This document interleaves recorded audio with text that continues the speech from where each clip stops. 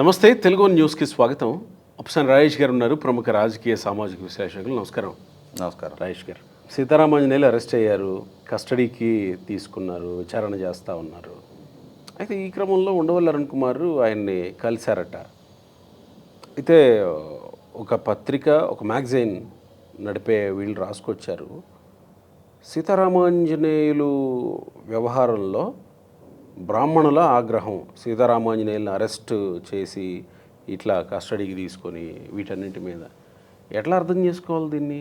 అంటే ఆ పత్రికే ఏ బ్రాహ్మణులు ఆగ్రహం వ్యక్తం చేస్తూ ఉన్నారు అంటే సీతారామాంజనేయుల పట్ల అతను చేసిన అకృత్యాలని సమర్థిస్తూ అతని మీద కేసులే పెట్టకూడదు, అతను ఏ నేరానికి పాల్పడ్డా విచారణ జరపకూడదు అని చెప్పని ఆగ్రహం వ్యక్తం చేస్తున్న బ్రాహ్మణులు ఎవరు?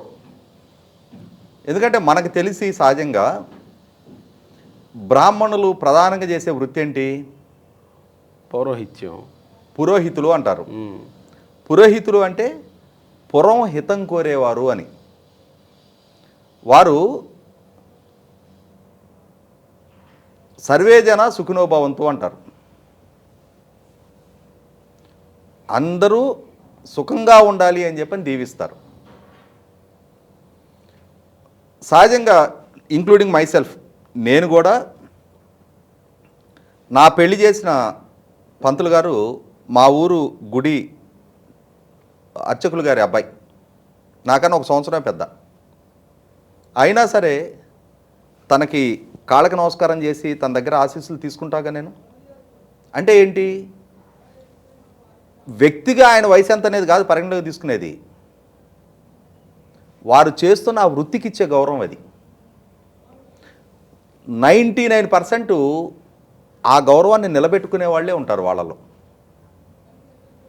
ఏ తప్పుడు గడ్డి గరిసి, ఏ కుంభకోణాలు చేసి, ఎవడో రాజకీయ నాయకుడి కాళ్ళు దగ్గర అతని బూట్లు నాకి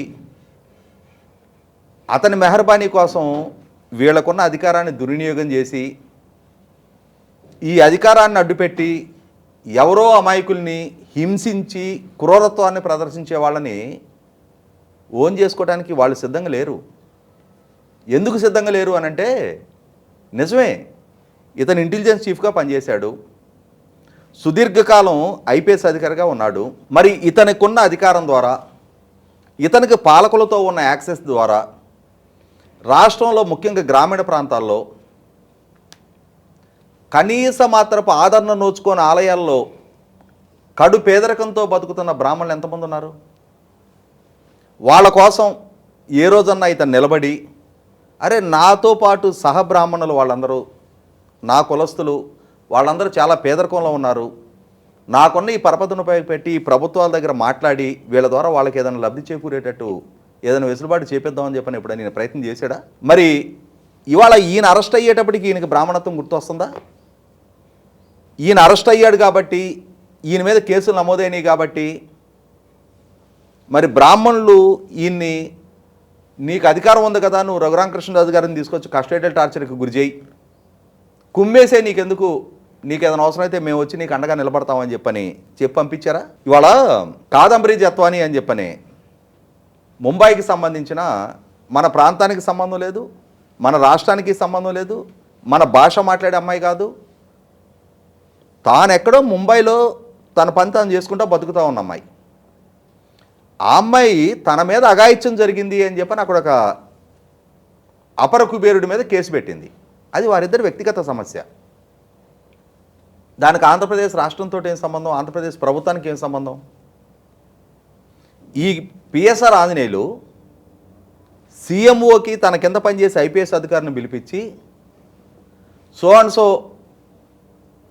పారిశ్రామికవేత్త మన ముఖ్యమంత్రి గారికి సన్నిహితుడు కాబట్టి ఆయన మీద పలానా అమ్మాయి రేప్ కేసు పెట్టిందట, మనం ఆ అమ్మాయిని ఒక అంతు చూడాలి, ఆ రేప్ కేసు విత్డ్రా చేయించాలి అని చెప్పని ఇతను ఎందుకు పూనుకున్నాడు? అంటే ఎటువంటి చర్యలకి ఇతను పాల్పడ్డాడు? ఎవరి మీదో రేప్ కేసు పెడితే, ఎక్కడో ముంబైలో రేప్ కేసు పెడితే ఆ కేసు విత్డ్రా చేయించే బాధ్యత ఇతను ఎందుకు తీసుకున్నాడు? అంటే ఏం ఆశించి తీసుకున్నాడు? దేనికి కక్కుర్తిపడి తీసుకున్నాడు? ఇటువంటి కక్కుర్తి బతికే వాళ్ళని పేదరికంలో బతకడానికైనా సిద్ధపడ్డారు తప్ప ఆత్మవంచన చేసుకోకుండా ఆ ఉన్న దాంట్లోనే సర్దుకొని బతుకుతున్న సగటు బ్రాహ్మణుడు వీళ్ళకెందుకు రెస్క్యూకి రావాలి? వాళ్ళ కోసం ఇతను ఏమైనా చేస్తున్నాడా? ఇవాళ ఉండవల్లి అరుణ్ కుమారు బ్రాహ్మణుడిగా ఇతను కలిశాడా, లేదు వారిద్దరి మధ్య ఏదైనా వ్యక్తిగత పూర్వ పరిచయాలు ఉన్నాయి అనేది మనకు తెలియదు. బ్రాహ్మణుడిగా కలిశాడే అనుకుందాం. పోనీ ఉండవల్లి అరుణ్ కుమార్ కూడా 2 సార్లు పార్లమెంటు సభ్యుడిగా పనిచేస్తున్నాడు కదా, బ్రాహ్మణ వర్గం నుంచి ప్రాతినిధ్యం వహించాడు కదా, అతను వ్యక్తిగా దక్కిన అవకాశం. అంతేగాని బ్రాహ్మణుడు అని చెప్పిన అతనికి అవకాశం దక్కలా. సరే, అయినా సరే అతను పుట్టిన కులం అతనికి ఒక ఐడెంటిటీ ఇచ్చింది కాబట్టి బ్రాహ్మణుడిగా దశాబ్ద కాలం పాటు పార్లమెంటు సభ్యుడిగా ప్రాతినిధ్యం వహించిన సందర్భంలో అయినా సరే, ఆ దశాబ్ద కాలం అతను ప్రాతినిధ్యం వహించిన పార్టీ కేంద్రంలో రాష్ట్రంలో అధికారంలో ఉంది. ఆ ప్రభుత్వాల ద్వారా రాష్ట్రంలో ఉన్న బ్రాహ్మణుల మేలు కోసం ఏం కార్యక్రమాలు చేశాడు? పేదరికంలో ఉన్న వాళ్ళ కోసం, వాళ్ళ చదువుల కోసమో, వాళ్ళ స్వయం ఉపాధి పొందడం కోసమో ఏదైనా ఒక కార్యక్రమాలు చేస్తుంటే ఇవాళ బ్రాహ్మణుల తరపున ప్రతినిధిగా అతన్ని పరిగణించడానికి ఆస్కారం ఉంటుంది. వీళ్ళకి అవసరం వచ్చినప్పుడు కులాన్ని వాడుకునే ప్రయత్నం చేస్తున్నారు తప్ప కులానికి వీళ్ళు ఎప్పుడు ఏ సందర్భంలో ఎవరు ఉపయోగపడ్డారు? ఇవాళ అలా ఉపయోగపడ్డ నేపథ్యం అటు అరుణ్ కుమార్కు ఇటు పిఎస్ఆర్ ఆంజనేయులకు ఉండుంటే వాళ్ళని బ్రాహ్మణ ప్రతినిధులుగా బ్రాహ్మణులు గుర్తించాలి, సమాజం కూడా అలా పరిగణించడానికి ఆస్కారం ఉంటుంది. వీళ్ళు చేసిన తప్పుల పర్యవసానం, వీళ్ళ కర్మఫలం.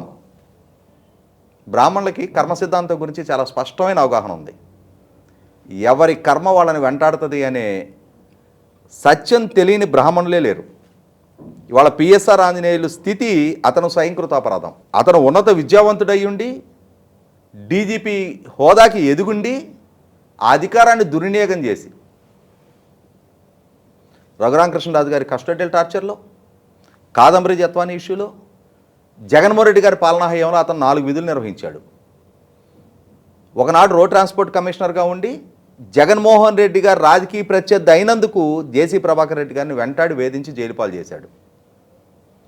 ఏసీబీలోకి వచ్చిన తర్వాత జగన్మోహన్ రెడ్డి గారు రాజకీయ ప్రత్యర్థుల్ని వెంటాడటమే లక్ష్యంగా తన ఒంటి మీద ఉన్న యూనిఫామ్ని జగన్మోహన్ రెడ్డి గారి పొలిటికల్ ఎజెండా కోసం దుర్వినియోగం చేశాడు. ఆ తర్వాత ఏపీపీఎస్సీ కార్యదర్శిగా అక్కడ అధికార దుర్వినియోగానికి పాల్పడి గ్రూప్ 1 నియామకాల్లో అక్కడ మూల్యాంకనంలో తప్పులకు పాల్పడ్డాడు అని చెప్పని ఇప్పుడు ఇంకో కేసు నమోదవుతూ ఉంది. అంటే అతను చేసిన తప్పుల ప్రాతిపదికగా అతని మీద కేసులు నమోదవుతూ ఉన్నాయా? అతని వల్ల బాధితులుగా మారిన వ్యక్తులు ఇచ్చిన ఫిర్యాదు మేరకు అతని మీద కేసులు నమోదవుతున్నాయా? అతను బ్రాహ్మణుడు కాబట్టి అతన్ని లక్ష్యంగా చేసుకుని కేసులు నమోదు చేస్తున్నారా? ఇంత విచక్షణ లేకుండా అయితే ఉండరు కదా. నేను అదే చెప్తున్నా. ఇవాళ సమాజానికి గురువులుగా ఉండేవారు, భక్తుడికి భగవంతుడికి మధ్య అనుసంధానకర్తగా ఉండేది బ్రాహ్మణులు. ప్రతి భక్తుడు తాను భగవంతుడికి చెప్పాలి అనుకున్నది వీరి ద్వారా వారి కోరికను వెలబుచ్చుతారు. వారు దేవుడికి చేయాలనుకుంటున్న పూజలు క్రతువులు వీరి ద్వారా చేసుకుంటారు. పెళ్ళిళ్ళు, శుభకార్యాలు, గృహప్రవేశాలు వంటివన్నీ కూడా వారి చేతుల మీదకి చేసుకుంటారు. ఎందుకంటే నేను ఇందాక చెప్పినట్టుగా పురం హితం కోరేవారు వారు. అటువంటి వాళ్ళు ఇటువంటి తప్పుడు గడ్డి గరిసే వాళ్ళని వీళ్ళను ఓన్ చేసుకొని వీళ్ళ కోసం వాళ్ళ వ్యక్తిత్వాన్ని వాళ్ళు ఎందుకు తాకట్టు పెట్టుకుంటారు? అది సినిమాలో ఉంటుంది, అదుర్స్ సినిమాలో అనుకుంటా. బ్రహ్మానందం ఏదో ఒక సందర్భంలో అందరినీ వెంటేసుకుని వస్తాడు. అవును, వెంటేసుకుని వస్తే చివరికి తుచ్చుడా ఇలాంటి దీనికోసమా నువ్వు మమ్మల్ని అందరినీ వెంటేసుకుని వచ్చావని తిట్టేసి వెళ్ళిపోతారు కదా. ఇవాళ అది సినిమాలో కామెడీ కోసం ఆ సీను తీసినా కూడా వాస్తవం కూడా అది. ఇప్పుడు నేను గ్రామీణ ప్రాంతాల నుంచి వచ్చా, చాలామంది బ్రాహ్మణ కుటుంబాలు నాకు తెలుసు. ఎంత కటిక పేదరికంలో ఉండి కూడా ఇవాళ ధర్మానికి కట్టుబడి ఆ హైందవత్వ విలువలను కాపాడటం కోసం వాళ్ళని వాళ్ళు అంకితం చేసుకొని ఆ పేదరికాన్ని సంతోషంగా భరిస్తా వాళ్ళ జీవనం సాగిస్తూ ఉన్నారు. ఇటువంటి అడ్డదిడ్డమైన గడ్డి కరవటానికి వాళ్ళు సిద్ధంగా లేరు.